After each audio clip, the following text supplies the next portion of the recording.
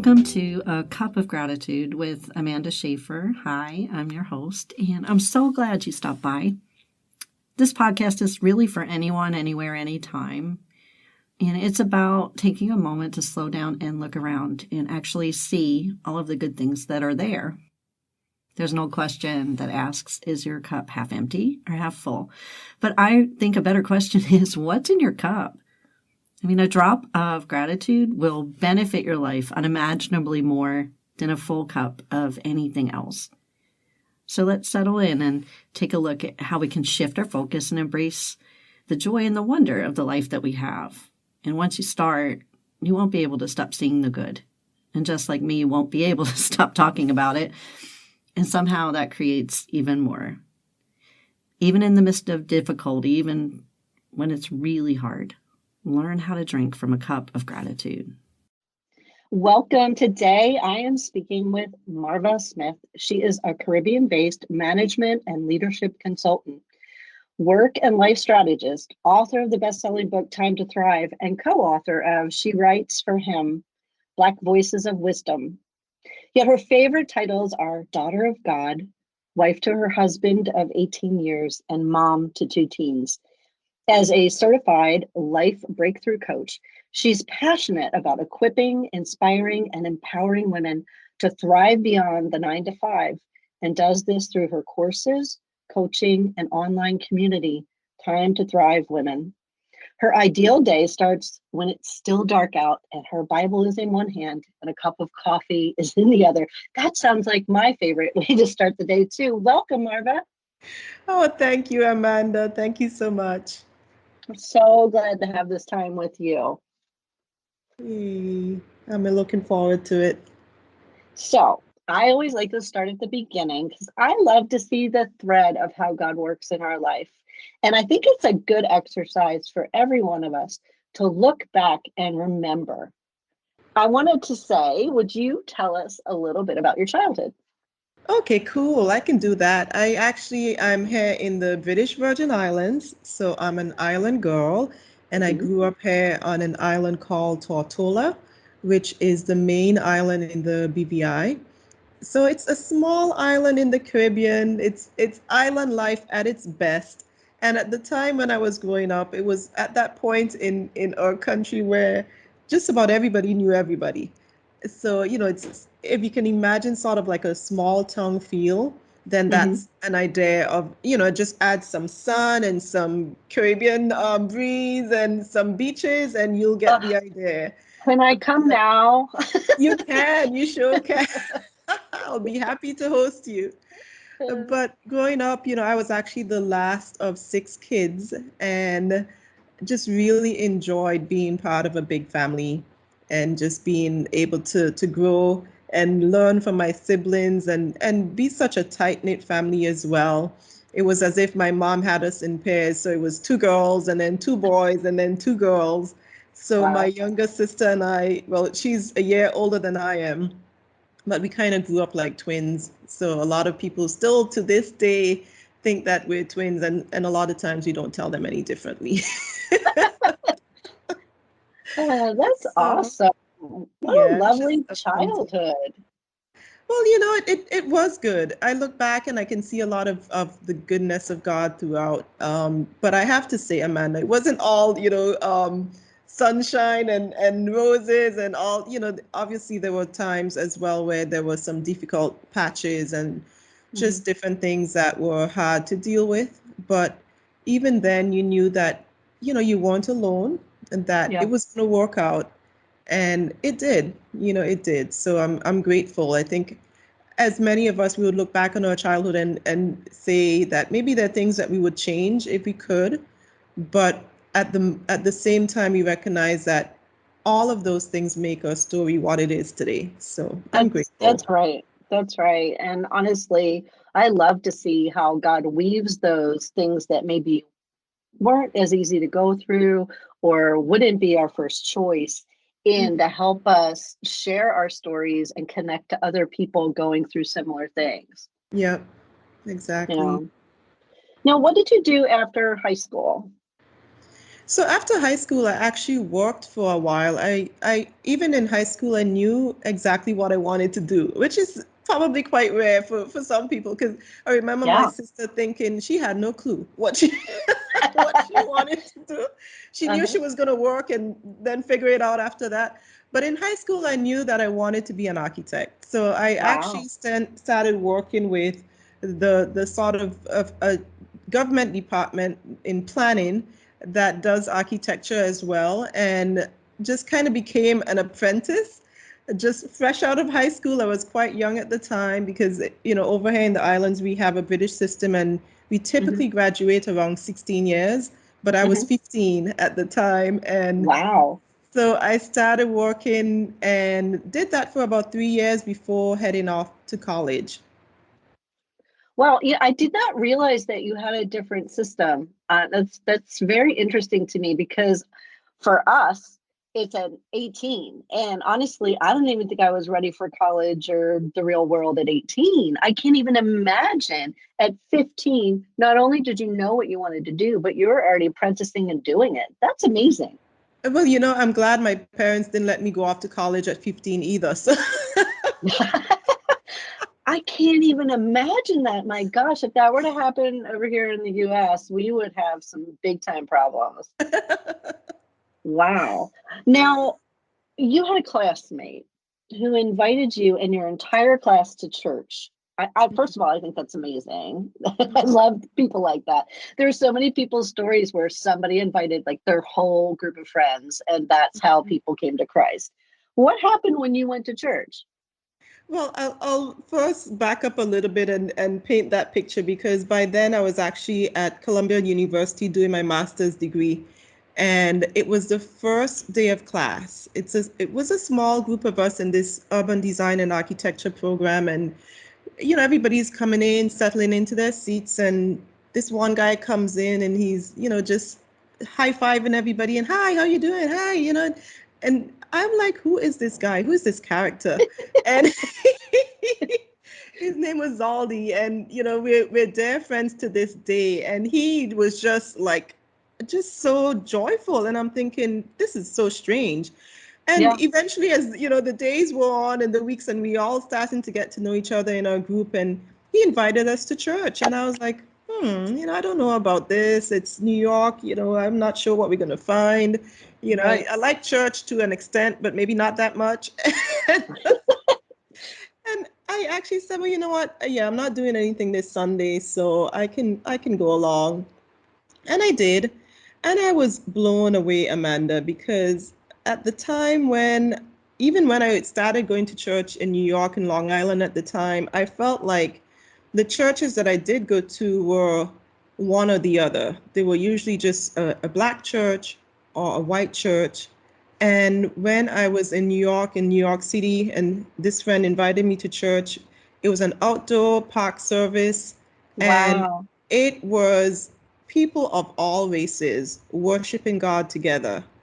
Wow. And I that love was the it. first time that I had seen something like that. Now, maybe Yeah. that is common for some of you and your listeners, but for me, it was very eye-opening. And maybe I had my own stereotypes in my mind as to what a Christian looks like Yeah. and people who worship God, what they look like. But this is Yeah. New York City in 1995, and I was like, wow, look at this. And so I was just really intrigued by what God was doing, not just in my life, but in the lives of so many college students too.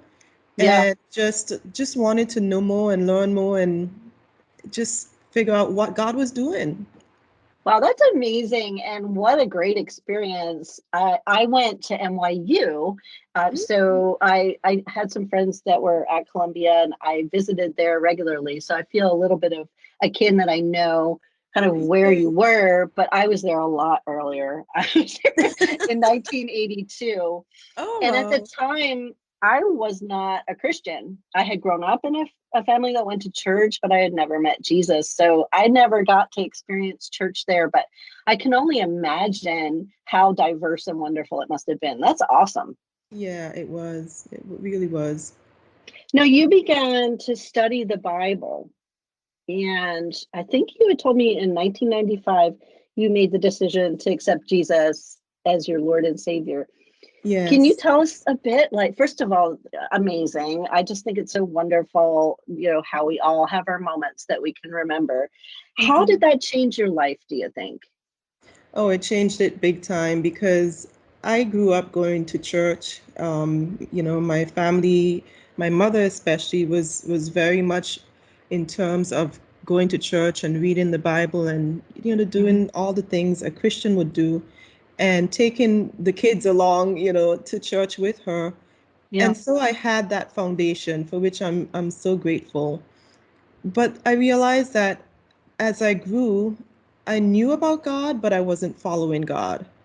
Mm. And while I was in college, I would, sometimes feel a little bit guilty, kind of going back to my roots and saying, well, maybe I should find a church to go to. And, I Yeah. would maybe go one Sunday, maybe it was Easter, and I felt obligated, so to speak, Hmm. but I wasn't following God at all. And so when I started studying the Bible after that invitation from my friend, I realized that there were so many things in my life that needed to change Yeah. because of what Jesus did for me. Not because, I was feeling guilty, or not because I was condemned and going to hell, not because, all the Yeah. other things, but just out of gratitude. I Hmm. remember looking at a Bible study about the crucifixion. And Amanda, I sat through that Bible study with a group of, college students, girls in this apartment of one of my friends. And I Hmm. remember feeling like so cut to the heart. But because of my pride, I did not let that show. I just had this very blank look. And I imagine those girls must have been thinking, well, this is just not getting through to her. Wow. But I was so broken inside because I remember one of the questions they asked was, like, who would you do this for? Like, Wow. look at what Jesus went through, and who would you do Mhm. this for? And would somebody do this for you? And Yeah. I remember thinking about my mom. I remember thinking about, just who I would do it for, like, not many people.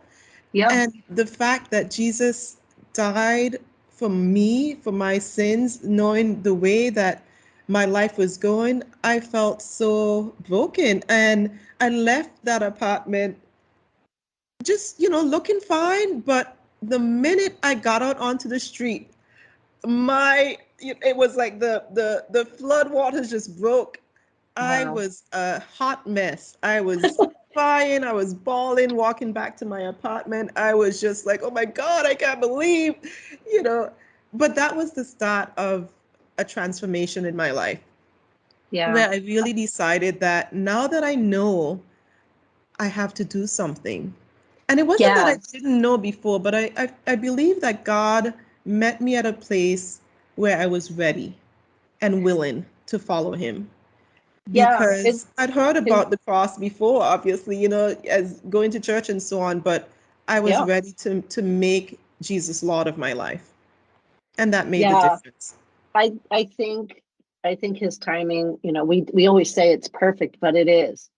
Hmm. And it's funny, we can recount how we received him, and both of us received him realizing the grace that we were getting, and decided to be grateful and move forward. But we have to remember too, as Christians and as we're in the relationships that we have all throughout our life, that we need to be sharing real things about our lives, and to not put that barrier up, and to be able to show people the beauty of how gracious God really is, and how much Jesus really does love us, and that he did go to the cross just for them. Yeah, And I think exactly. churches don't always convey that personal relationship that we all so desperately need. Hmm. Yeah. you know And like I said, that was the beginning, just that brokenness, and that led to a decision, getting baptized for my sins to be forgiven just a few weeks after that. yeah. And again, just deciding one day at a time that I'm going to follow Jesus. I'm going to follow him. And that was now 26 years ago. Yeah. and I haven't changed my mind. I haven't Yeah. gone back in my words. Sure, there have been some days when I've felt challenged and I've Yeah. even doubted, if God is still there and listening to me, but he has been faithful, and I continue to show up. I continue to come back to him and to say I need you.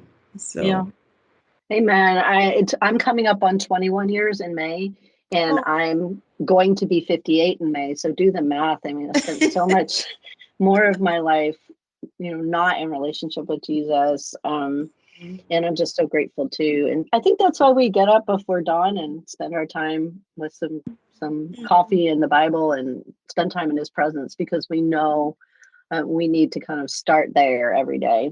Yes.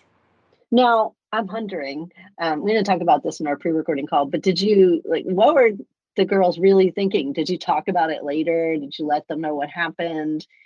Yeah, I did. Yeah. So clearly, my pride needed to be addressed Yeah. because, clearly I was just given this appearance of being unfazed, but I had to get real. I think that's the thing about when you decide to follow God, that the walls are broken down, Hmm. and that you're able to lay yourself bare before him, and Yeah. also be real with the persons that he's put in your life. So I certainly, confessed and said, yeah, I was hiding it, but I was really broken, and I need to know more. I need to understand, how can I walk this out, and I need your help. That's ultimately what I said to them, and that's how I was able to really move forward.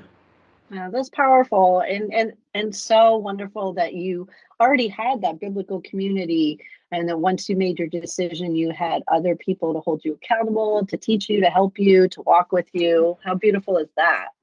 Yeah, yeah, it is. And that's what I want to be able to offer to others as well, because I see how helpful and how important it was for me in my own walk with God. Yeah, absolutely. I believe mentorship and discipleship is so important, and there's so many churches that don't even they just think it's a word in the Bible, like Hmm. discipleship. It was a command. We're all supposed to be doing that, and Yeah. I think it's so important to help younger Christians, whether they're younger in age or younger in when they accepted Christ, along the way, and just to walk with each other and be an encouragement. That's why I love this platform, getting to hear these stories and share these stories. It's such an encouragement to other people. Hmm. Now, when did you get married? I always love to hear a little bit about somebody's spouse, because I think God doesn't just give us individual calls, but I believe He gives us team calls as well.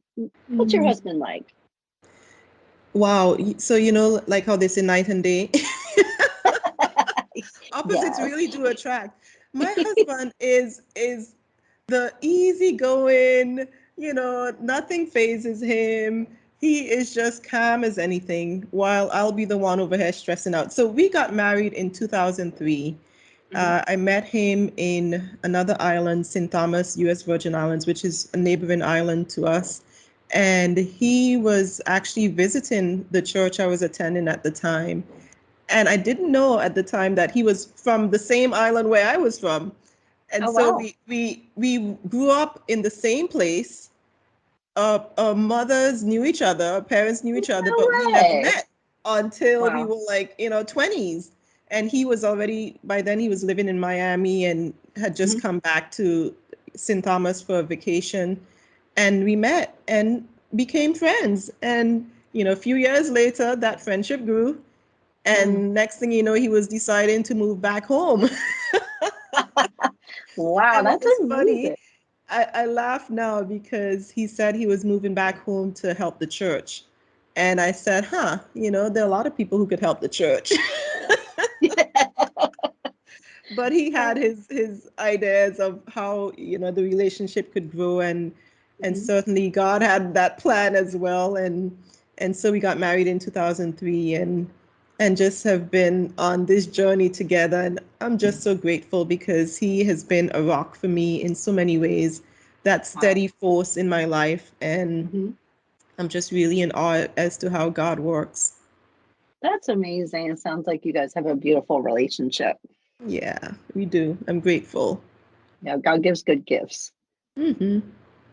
Now, if you had to say, what do you think God was asking of you when you were working in your profession as an architect?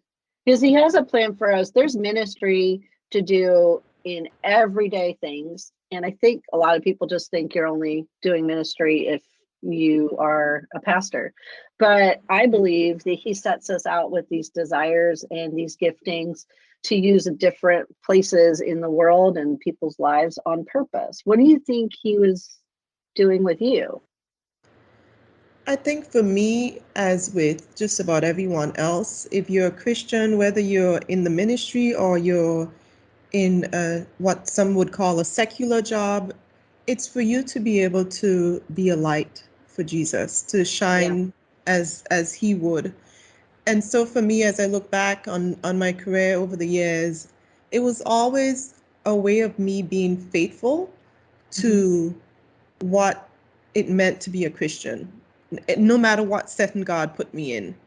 Because I think sometimes we get a tendency where we can separate, our private life from our public life. So Mm-hmm. the way we you maybe worship on Sunday, but then we go to work and we another way. And Mm-hmm. I believe my role in my profession, in my career, was not just to be an architect or an urban designer or an urban planner, but to be God's representative in the Yeah. room, Yeah. to show up and to be a woman of integrity, to be a woman of honesty, to be a woman of worth, to be a woman of respect, all those things, because Mm-hmm. it wasn't just about the work that I was doing, but who I was showing up as and how I was Absolutely. representing Christ. Absolutely. And getting to know you, I know that you shined a light in places that a lot of people maybe don't get to see it. You're also were working in a career that was for a long time mainly men Mm-hmm. worked in, and so in a lot of ways, I think you were blazing trails. In addition to shining His light, and I just think I think doing your best every day to just be someone of integrity, even, is just such a challenge in the workforce. And I'm sure many people saw Jesus in you. Well, I hope so. They did, believe me. I know they did, Marva. All you have to do is talk to you for a few minutes, and you can tell, And it's one of the reasons why you're on the podcast. Mhm. So you retired in, I think you told me it was 2012, Mhm. and you said during our pre-recording call that you always believed your real job was to glorify God, just like you had said. Can you explain a little bit more? Like, where did you move forward from retiring? What did you think was next? That's a good question because I don't know that I had a clear idea of what God had planned next. Hmm. I know that I retired in 2012, and I use the word retirement because technically that's what it was, but I also knew that I wasn't going to stop working. I still wanted to work, I still wanted to have a career and so on, but I Hmm. wanted it to look differently Hmm. because by the time I retired from my public service career, it was at a point where my kids were still fairly young, Hmm. but my career was so demanding that I was giving my all, it felt like, to my job, and Yeah. that my kids were getting the leftovers.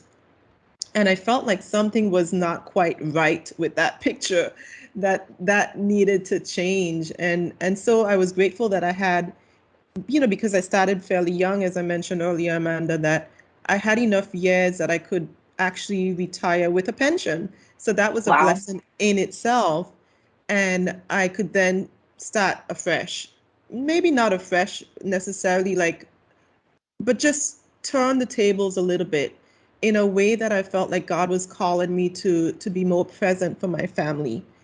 Yeah. And so I didn't know exactly what that would look like in terms of vocation, but God has been able to use the skills that I have just in terms of management and leadership to be able to put those to work in training others in that career and being able to coach others as well. Mhm. And I'm just amazed at how he has opened doors since that time when I didn't even know what was possible. But I just felt like I was being obedient Mhm. and just following his lead. And I really commend my husband too, because I remember, talking with him because for a while, just prior to 2012, I felt just this tug on my heart, like there needed to be something more. There had to be something else than the way I was living. And I Yeah. remember talking with him and talking through what it would mean and, changing income and all the different things. And he was just so supportive. He was just so like, okay, let's do this. That's We don't have awesome. all the answers, but we'll get through it together. And God bless him. Absolutely. I mean, what a great support to have. And you talked about obedience, even though you weren't sure exactly what you knew, there was a new season coming, and God blesses obedience. He Yeah. really does. And I think so many people are afraid to get out of their comfort zone. They know what to expect. I know what I'm making. I know what I'm doing, whatever. But you realized something important was missing, and you realized you weren't missing the opportunity with your family at that time that you wouldn't get back. Your kids Yeah. grow up and they're grown. Mm. So I think everything was so important that you're just noticing. And I think a lot of times people are afraid to notice because they're afraid to step out into the unknown. But if God's there, it's really not that unknown. We might not know all of the little details, but we know we're going to be okay. Yeah, and I'm gonna ask your permission, Amanda, because I thought about something that I want to share, as you said, about how Sure. God blesses obedience. I remember doing a Bible study for a friend of mine, Krista Hutchins, where we were doing sort of a year, planning your year, building a better year. And I did Hmm. a Bible study for her called The Year of Wow, which Wow. wow, WOW.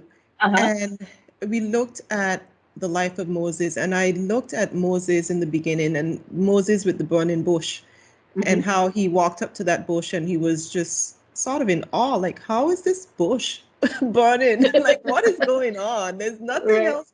He was just in awe.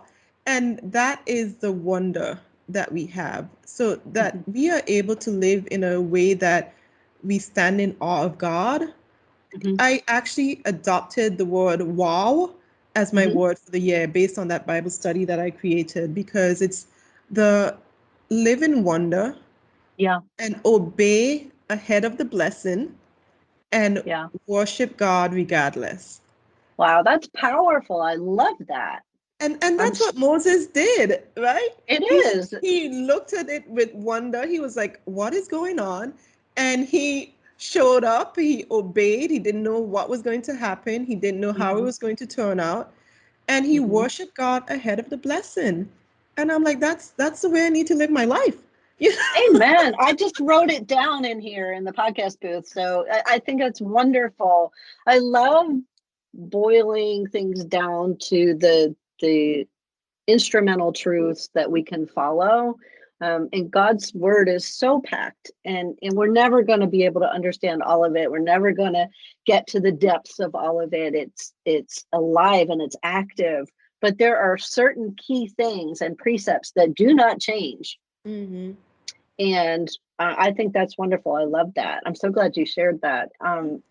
Honestly, Moses is one of those characters where the things that he got to do, and you think about before Jesus went to the cross, nobody could be in the presence of God.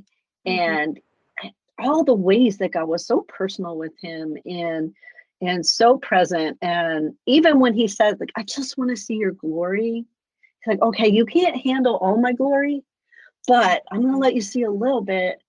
And I think, it's just so amazing that we serve a God who's so mighty and awesome, but he is so personal.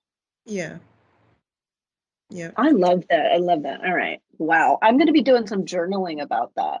after I got done with this recording. Seriously, because I was still in my journaling time and I stopped to record. I think that's amazing. Thank you for sharing. Yay, you're welcome. Now, when we had been talking before, you told me that you went through a very difficult season, and it began with the death of your father. And first of all, I'm so sorry for your loss. Mm.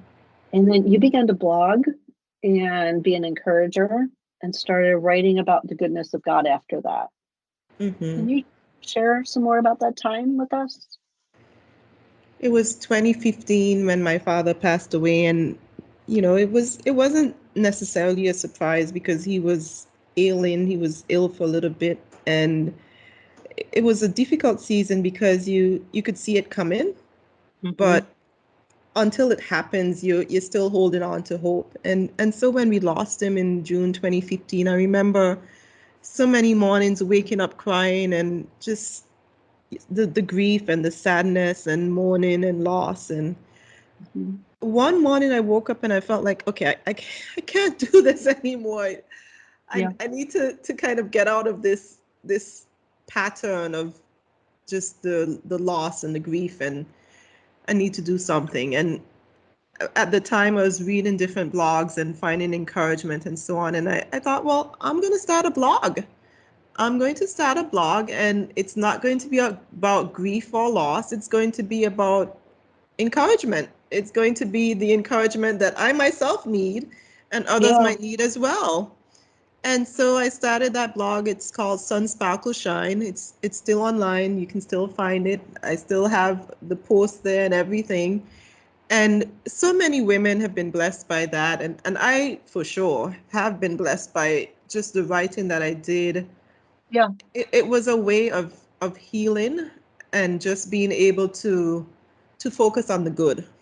Yeah. Focus on God. And sometimes it wasn't just writing about God, but just about what he was doing and about just goodness, period. And it was a very powerful time in my life. That's beautiful. And it's so important for us to choose goodness and gratitude and to find, even in difficult times, that. And it's basically why I started the podcast, because I realized the grace I had received from God, that no matter what was going on, my only proper response to that grace was gratitude. And I think helping people to focus on and be expectant for goodness is such a pivotal thing to do for others. That's amazing that you did that during that time. Mm-hmm. It was almost as if it felt like something that I needed.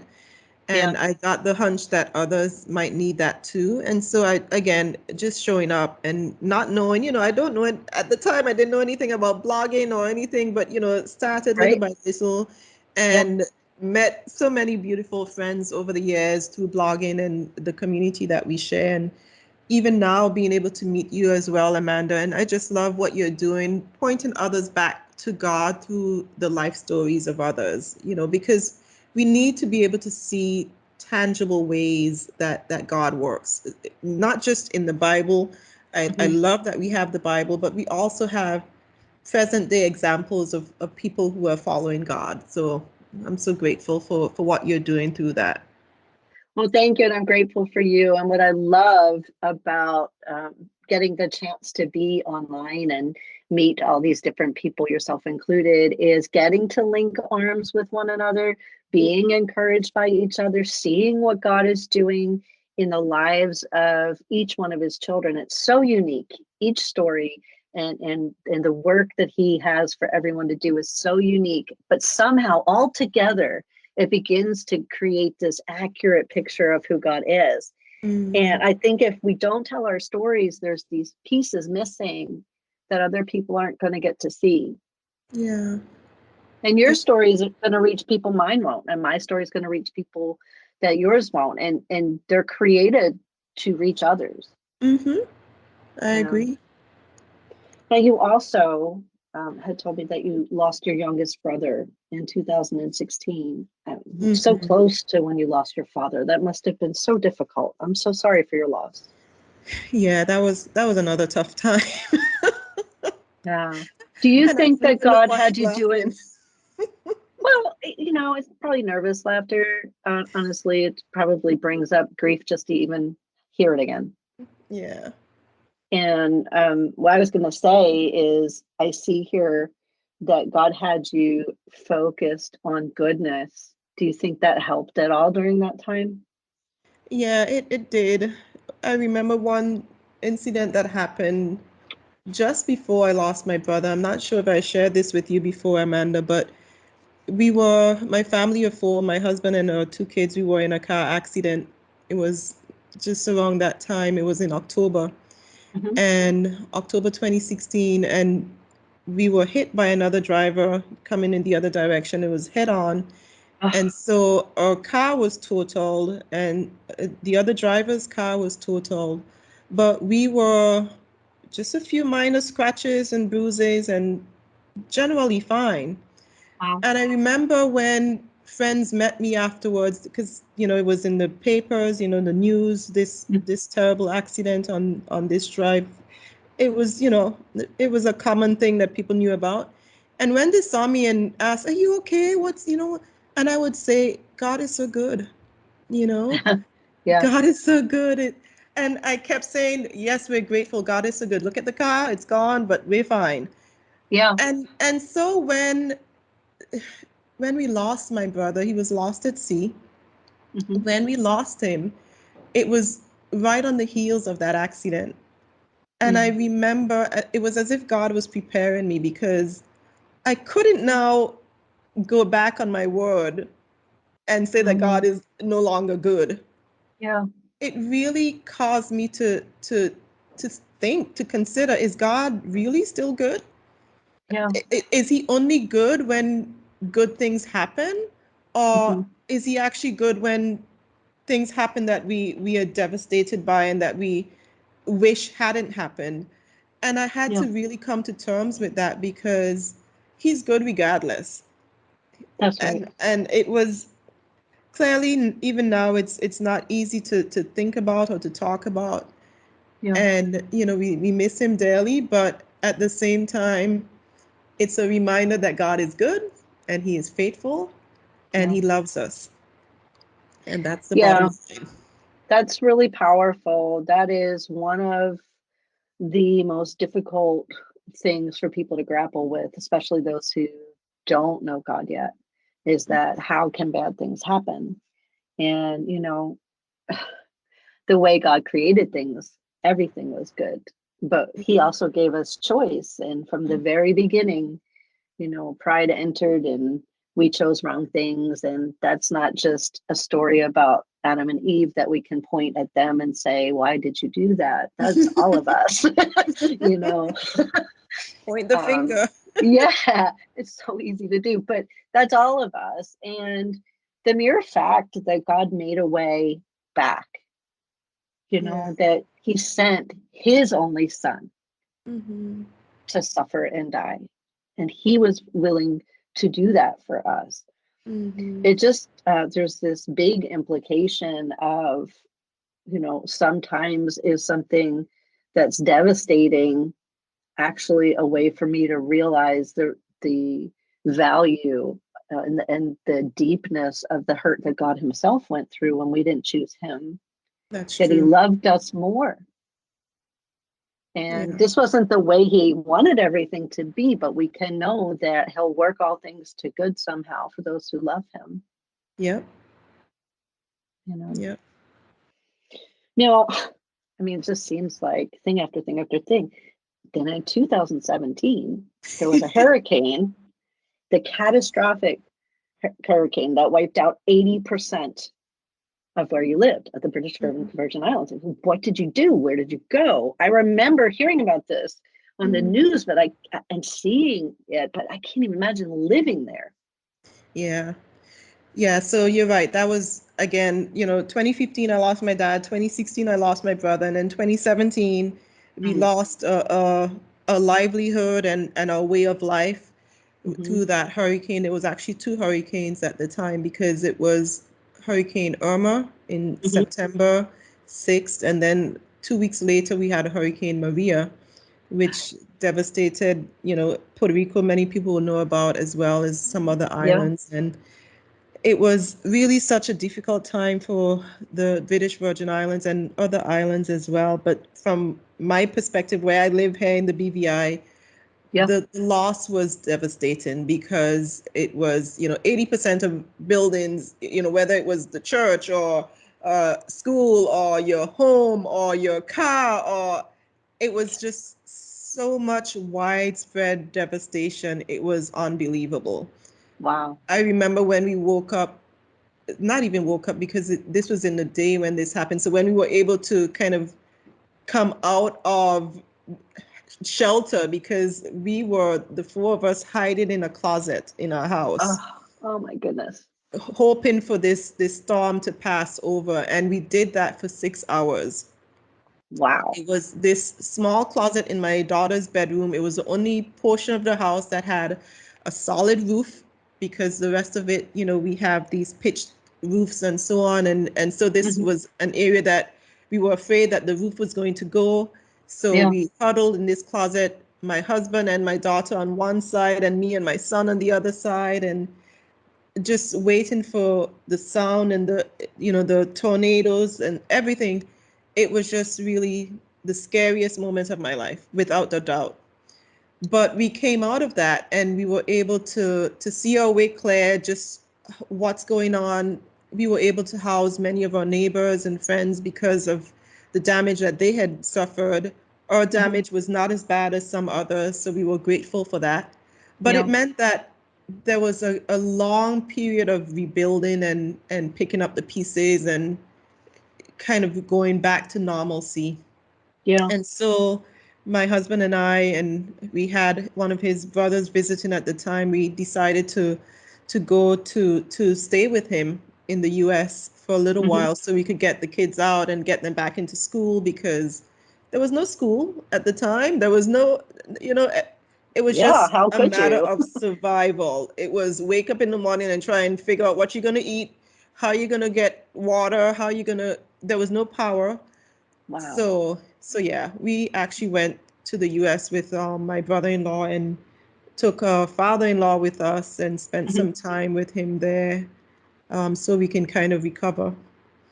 And Wow. as you know, Amanda, that Yeah. following that time, about a couple weeks later, my Yeah. father-in-law passed away while we were in the US. Oh, And God. you look back on that time and you're like, okay, God, what are you doing? What are you doing? Because it just felt like blow after blow after blow. And Yeah, you must have felt like you were like in the ring and somebody was just punching it in the face. I mean, that is a lot of things in a row. it was a lot. And there were days when I felt like I just couldn't stand. But then there were days when I was also numb, because when you're in the middle of it, you don't even Hmm. see beyond the moment. Hmm. So, but again, just how faithful God has been in sending help. We had, again, even through blogging, friends were able to pull together and help us out and help us with a rebuild financially, and by Wow. praying for us, and just things like that. Very tangible ways that God showed up. I remember when we were looking at what we were going to do with the kids, and just the opportunities that opened up for them to be able to get into a school so Hmm. that they can continue their education for that period of time. It was just really, it was no doubt that he was still there, he was still present. Yeah, I can hear that. And what keeps ringing in my mind is you said it was this long period of rebuilding for the BVI, but I also see there was this long period of rebuilding in your heart. Mm, mm-hmm. And the other thing that stuck out, I didn't want to interrupt you, is you were talking about being in this closet, the four of you, and knowing that you were under like the best roof. I thought, like, well, you're an architect. Anybody else wouldn't have even thought of that. I know I wouldn't have. And I thought, well, who better to be in a hurricane than an architect to know where the safest spot was? And I just thought was kind of a cool little thing too that popped in my brain. I was like, wow, well, at least you know where to go. Because I don't know that I would have known what to do. Wow. So this devastation that happened with the hurricane, to me, just like it's this visual of what was happening in your life. You know, that everything, 80% of the stuff just was torn down. And there's this long period of rebuilding. But in there, God gave you the tools, and they were obedience and wonder and worship, and they were goodness and grace and gratitude. And so I see what you rebuilt, and I'm so sorry for all of the loss that you've suffered, but what you rebuilt, you are now helping other people rebuild their lives, and you're multiplying it in goodness. And I have to say, it's what God rebuilt, because I Yeah. would not have known what to do, how to do it, where to start. It's really what God has been doing. And it continues to be a building process, Yeah. because we can't ever say, and I surely can't say that I've arrived and that I'm in a place where I'm now safe and secure and, Yeah. Me either. untouchable, because I'm in the arms of God. And there'll certainly be moments where I doubt, and where I get discouraged, where I just feel like I'm not sure if I can do this. But Yeah. He's the one who continues to give strength and provide a way and provide encouragement at the time when I need it most. Yeah. So I certainly can't take any credit, because He's the one who's been doing it all along.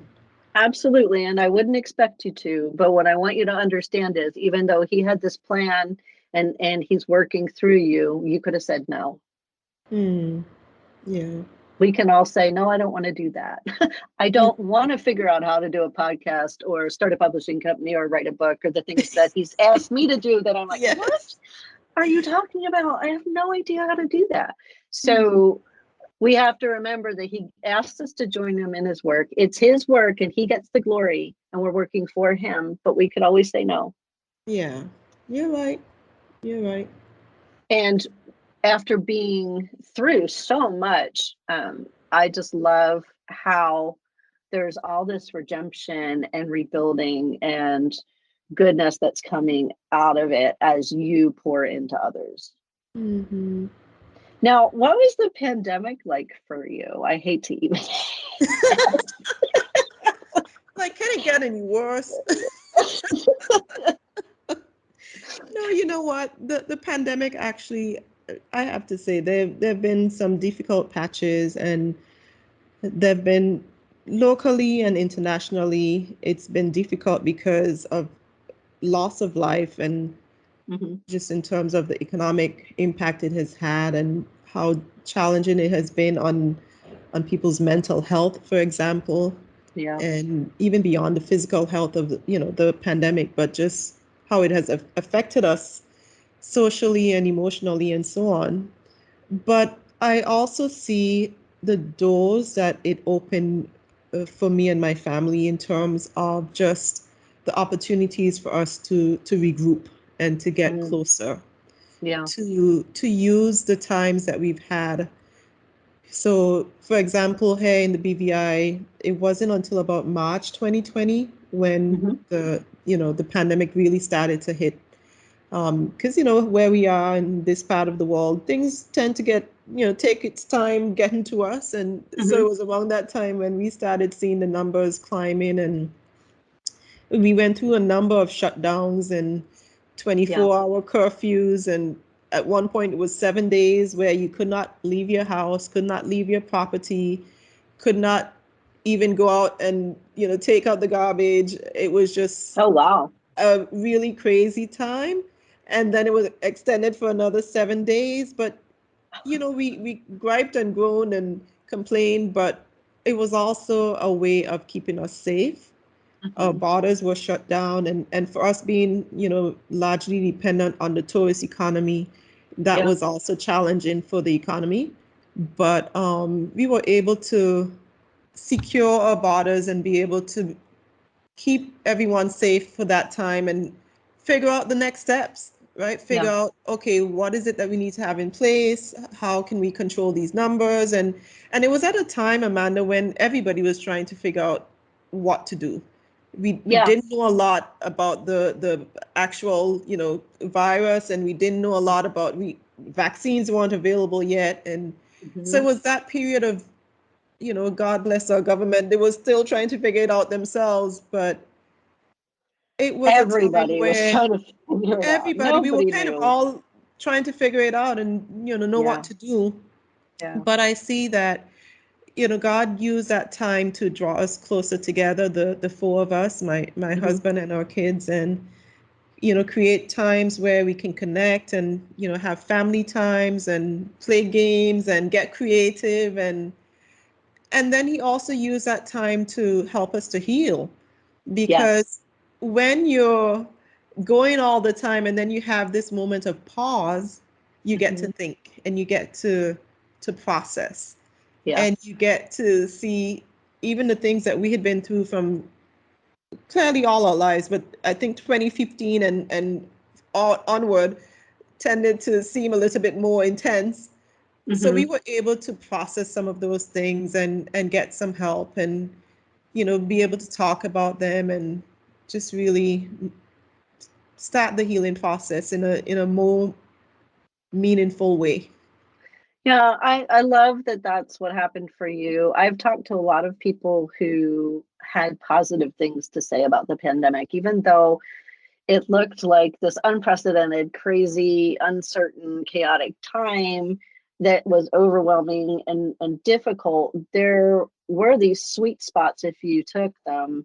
There were these reset buttons if you chose to, where there were places of margin and time together that we didn't have before. And so that's what I hear for your family. And, to hear that you had healing during this time, of sickness is quite powerful. Mm, yeah. Yeah. Now, you wrote a book called Time to Thrive. And I would love if you would tell us a little bit about that, especially after everyone hearing what you went through. I love that that's what your book is called. Yeah, God has a sense of humor. He does. He does. Yeah, Time to Thrive is almost like an ode to women who were in my shoes at the time when I was in my career and life just felt super busy and super high paced, because the whole point of Time to Thrive is to remind us that we do have time to sit at Jesus's feet. No Yeah. matter how busy we are, no matter how crazy our lives might seem, no matter what you've been through, that we can carve out time to reconnect with God. And one of the things that I love to do, especially when I'm coaching clients, is to be able to invite them into a way of looking at their lives holistically, not just their careers and not just their finances and not just, the kids, but their entire lives, because they all the pieces are connected. Yeah. And so Time to Thrive looks at how can you thrive in at work, and how can you thrive in your finances, how can you thrive in your health, how can you thrive in relationships. So I look at the 8 core areas of life, and I've written a devotion or set of devotions around each of those topics. And then it's a journal, so there's Awesome. journaling questions and prompts for you to process the verse for the day, and there's a prayer, and there's just some reflection questions at the end of each day, and then on the weekends as well, so that you can just carve out that little bit of time and spend with God and reconnect with him no matter what's going on. I love that. Everyone needs that. Everyone. Everyone. I am going to put in the show notes some information of how you can go take a look at the book. And also, I'm going to ask Marva next about her coaching, how to reach her in that way. So if you're interested, please do check that out afterwards. So you're a coach. What is coaching like for you? I mean, it just seems like your personality already, just from everything that you've said. How do you think God's using that in your life as well? I believe that God is helping me to connect with women who want to feel like they're not alone. Yeah. So for me, coaching is a partnership. I like to say that I'm cheering others on, sometimes from the sidelines, sometimes right there beside you, depends on what your needs are. Hmm. But I get to partner with God in helping you thrive, in helping you succeed. Because on your own, you might be doing certain things that you might feel stuck, or you might feel like you need some clarity, or you might feel like you just need some support. Hmm. And so that's where I'm able to come alongside. And because I'm a Christian, and because my coaching is also Christian based, I like to pray. I like to talk about God as you able to and Hmm. comfortable with.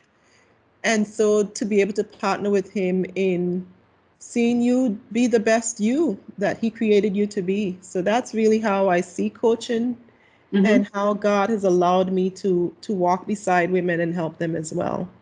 I love that. I love that. I think mentorship and discipleship and helping people, being in that community together. So I think sometimes we have blinders onto certain things, or we can't see beyond the circumstance Mhm. that we're in. And I think iron sharpens iron, right? It's so important to have others in your life, and also people who are an arrow pointing to God. I think it makes total sense for you. Mhm. Yeah. Now, I wanted to ask for the last question. This is for anyone who listens, they know what it is. This is my favorite questions. Just love the answers. They're always so good. If you could give your younger self any advice, what would it be? I think it would have to be that it's going to be okay. Yeah. I look back on my younger self, and I feel like she was very intense and maybe overly concerned about the future, and Hmm. wondering what's going to happen and how things are going to turn out. And because I am a planner, I like to know I like to have a plan. Yeah. But I realize that God doesn't work that way necessarily.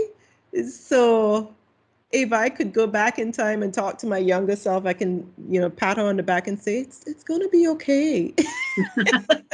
That's awesome. I think we are all of our younger selves need that, you know.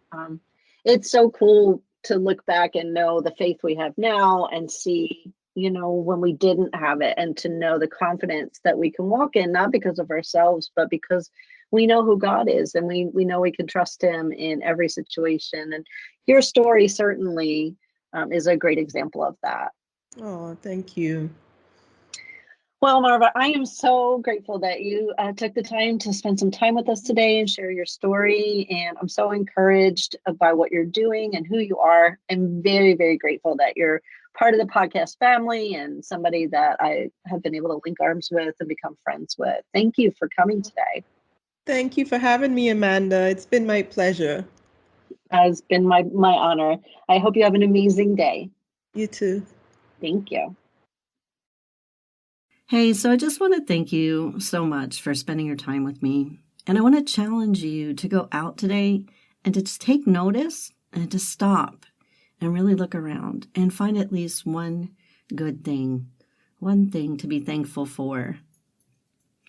You know, if you do that today, you're going to find so many more things tomorrow without even trying. Because once you start, you begin to see what's always been there.